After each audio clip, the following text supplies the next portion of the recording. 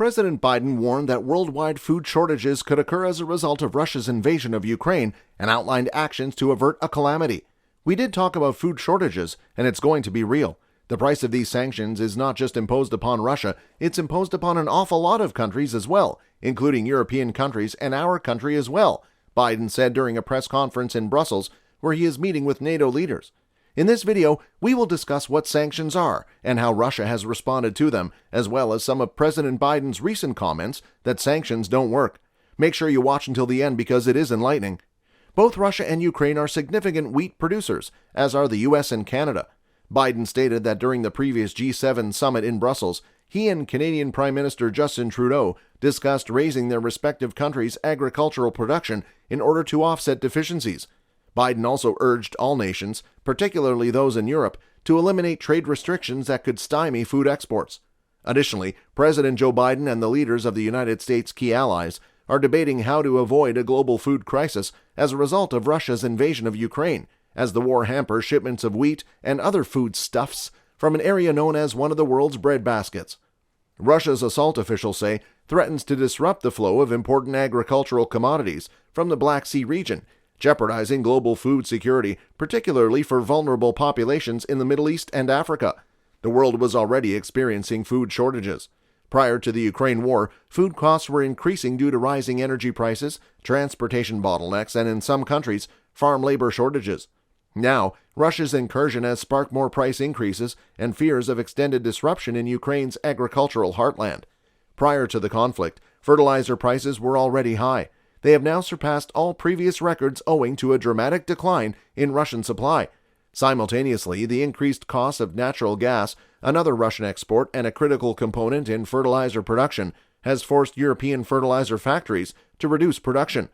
As a result, fertilizer is approximately 3 to 4 times more expensive now than it was in 2020, having a significant impact on farmers' earnings, agricultural productivity, and food prices. Fertilizer manufacturers have warned of looming shortages. Following Russia's invasion, numerous industries cut production of ammonia, which is required to create nitrogen fertilizers. Although European natural gas futures prices have declined since early March, they remain around 40% higher than they were prior to Ukraine's incursion. Food production in Ukraine has been harmed by the war. The crisis appears to be catastrophic. Due to fighting and port closures, grain and sunflower oil stored from last year's harvest cannot be shipped. Shelling and fuel shortages may cause spring planting to be delayed, and farmers must add fertilizer to the winter wheat crop as it emerges from dormancy. Damage to infrastructure, labor shortages, and lingering warfare could further jeopardize the summer harvest and the transit of whatever is produced. Rising food prices are alarming households the world over. Food banks in the UK report that they have never been busier. Italian supermarkets have reported panic buying, and there have been protests in Iraq over the price of bread. President Biden has declared a desire to assist in resolving global food scarcity issues. In a joint statement with European Union President Ursula von der Leyen, the president stated his commitment to redouble cooperation with the European Union to promote global food security and give direct food assistance where necessary to avert a crisis. At this point, you may be asking, what are sanctions? Sanctions are punitive measures taken by one country against another in order to deter it from acting aggressively or violating international law. They are among the most drastic measures a country can take short of going to war. Here are some of the sanctions that have been imposed on Russia. There have been sanctions on their military hardware and hired mercenaries. The UK, EU, and US have all imposed a prohibition on the export of dual-use commodities, those that serve both civilian and military purposes, such as car parts. This, according to reports, is having an effect on a number of Russian industries. Ukraine claims that Russia's primary armored vehicle facility is out of parts for manufacturing and repairing tanks. Additionally, it states that a tractor plant has ceased operations due to a shortage of foreign-made parts. The UK is also sanctioning Russia's Wagner Group, a private military contractor believed to operate as an arm's-length section of the Russian military. Sanctions have also been imposed on Russian flights. All Russian flights have been barred from the airspaces of the United States, the United Kingdom, the European Union, and Canada. Additionally, the UK has prohibited Russians from chartering private jets. There have been sanctions on luxury items. The UK announced a restriction on the shipment of luxury items to Russia, including automobiles, high-end fashion, and art. The European Union has already implemented such a prohibition. Additionally, the UK will impose a 35% tax on certain Russian imports, including vodka. There have been sanctions on certain individuals. The US, the European Union, and the UK have sanctioned over 1,000 Russian individuals and companies, including wealthy business titans dubbed oligarchs, who are deemed connected to the Kremlin. One prominent oligarch sanctioned by the UK is Roman Abramovich, owner of Chelsea FC. Russian President Vladimir Putin's and Foreign Minister Sergei Lavrov's assets are also being frozen in the US, the European Union, the UK, and Canada. However, many Russian oligarchs have renamed their houses and riches, putting them out of reach of the UK's sanctions. Additionally, the UK is restricting the selling of golden visas, which allow wealthy Russians to get resident privileges in the UK. The US has banned all imports of Russian oil and gas, while the UK will phase out Russian oil imports by the end of 2022. The EU, which imports a quarter of its oil and 40% of its gas from Russia, says it will diversify its energy sources and achieve independence from Russia far before 2030. Germany has put the opening of Russia's Nord Stream 2 gas pipeline on hold. Is the world capable of surviving without Russian oil and gas? Western countries have frozen Russia's central bank's assets in order to prevent it from accessing its $630 billion in foreign currency reserves.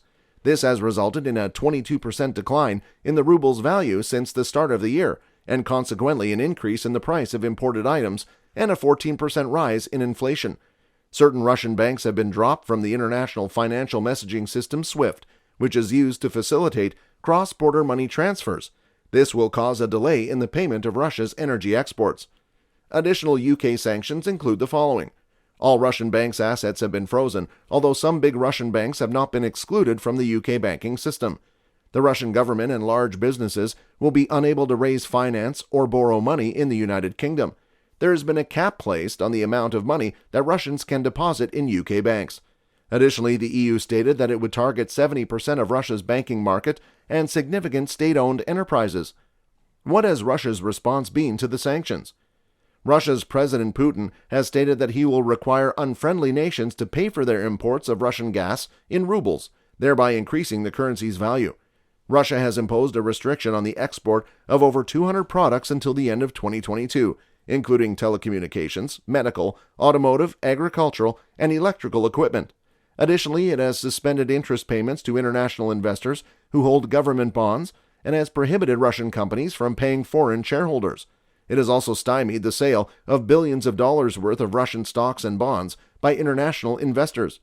White House officials have met with national security, agriculture, development, and Treasury officials on many occasions to examine methods to avoid supply shortages and price increases. Although food shortages are a greater concern in Africa and the Middle East, where countries rely heavily on wheat from Russia and Ukraine, continued disruptions in the supply of wheat, vegetable oils, corn, and fertilizer from the two agriculture-rich countries could eventually result in a slew of food-related supply chain issues globally. However, disrupting the global food chain is only half of the issue, as global food prices have already reached record highs before Russia's invasion of Ukraine. Attempts by countries to hoard food in the face of the crisis could exacerbate the situation. Hungary, Turkey, Argentina, Serbia, and Egypt have all threatened to impose export restrictions on grain. This is the problem the G7 leaders are attempting to resolve by relaxing export limits. As a result of the devastation caused by the conflict, Americans have begun to bear the financial burden of rising food costs. Gas prices have climbed, Russian oil has been prohibited in the U.S., and if Ukraine skips the wheat-growing season, customers may expect a dramatic spike in their shopping expenses, according to experts. Additionally, a few supermarkets have reported panic buying. There have also been a few protests against rising food costs. Russia's action threatens to disrupt crucial agricultural supply chains, risking global food security. According to Jen Psaki, White House press secretary, while we're not expecting a food shortage here at home, we do anticipate that higher energy, fertilizer, wheat, and corn prices could impact the price of growing and purchasing critical fuel supply, food supplies for countries around the world. And early estimates from the World Bank suggest disproportionate impacts on low and middle-income countries, including in Africa, the Middle East, and Southeast Asia. Additionally, Biden indicated a substantial U.S. investment model for humanitarian aid, which would include food. Separately, French President Emmanuel Macron unveiled details of a proposed EU-led food security program aimed at mitigating the danger of war-related food shortages. This situation will inevitably result in a food catastrophe, extremely catastrophic humanitarian circumstances in multiple countries, and massive political ramifications in several nations, Macron said during a Brussels news conference. Biden agreed that sanctions have had little effect on Moscow's activities and that sanctions never discouraged the targeted government from committing aggression. Furthermore, the White House has repeatedly understated the impact of sanctions on American households' cost of living. Of course, the reality that sanctions may have a terrible effect on impoverished countries is overlooked. How do you feel about sanctions? What else would you like us to talk about in our upcoming videos? Let us know in the comments below, and make sure to subscribe and turn on notifications so you don't miss out on any of our videos.